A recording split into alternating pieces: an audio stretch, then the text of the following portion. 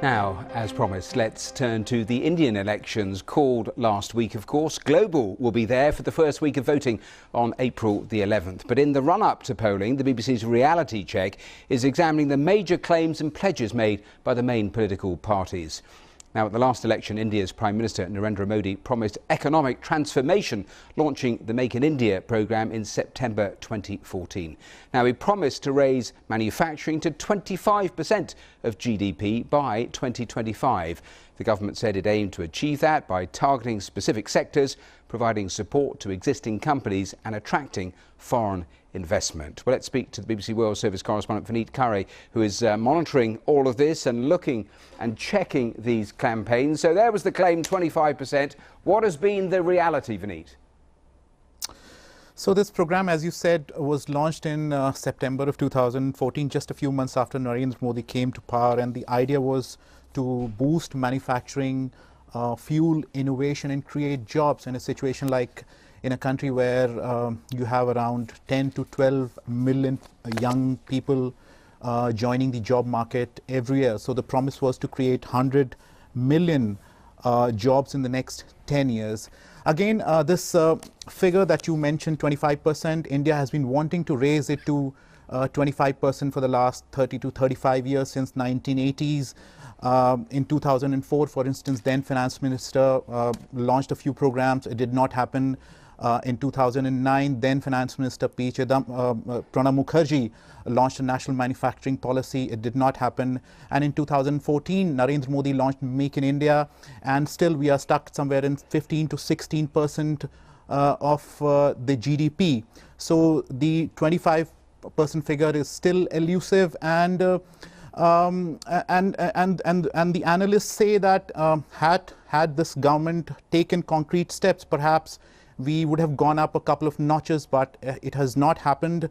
And to put it in perspective, the economy has grown, so technically manufacturing has grown, but again the percentage has not risen. And the reasons are many. Yeah. Before you go on, just give me a comparison. How does India compare to other Asian economies, the Chinas, the Koreas, the Japans on this? China is somewhere around 29%, Korea is around the same, and Thailand is a little less, somewhere around 27%. So India is still quite behind, and a couple of reasons which the analysts say are responsible. First, India started opening its economy in the early 90s. China started somewhere in the late 70s, early 80s, and similar was the circumstances were for the other two countries. And the second reason which analysts cite are the lack of skills. I mean, these economies, China, Malaysia, Thailand, they invested a lot in the skills of the people in education sector. India is still lagging behind in that area. Now, you talked about how it seems stuck around 15%. That's across the board, but there have been specific sectors where there's a little bit of improvement. I was reading your full piece on this, and areas like cars, defence, it's a slightly different story, isn't it? Yes, I mean, automotive sector there have been some ups, some positive signs. Again, ease of business, ease of doing business is what the government claims. I mean, India was somewhere over sort of 100 plus. Now it is somewhere in the 70s. But again, the counter claim is that the ease of business survey is conducted only in Delhi and Mumbai, and India is much more than Delhi and Mumbai.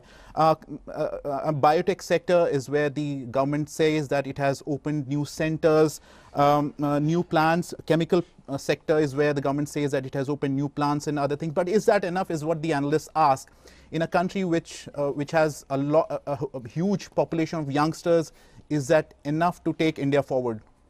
Well, Vineet, thanks for going through all of that. And for viewers, just head to our website. We are doing a daily reality check on those key campaign promises. Vineet's piece is very interesting to read, so head there and there is plenty more information available.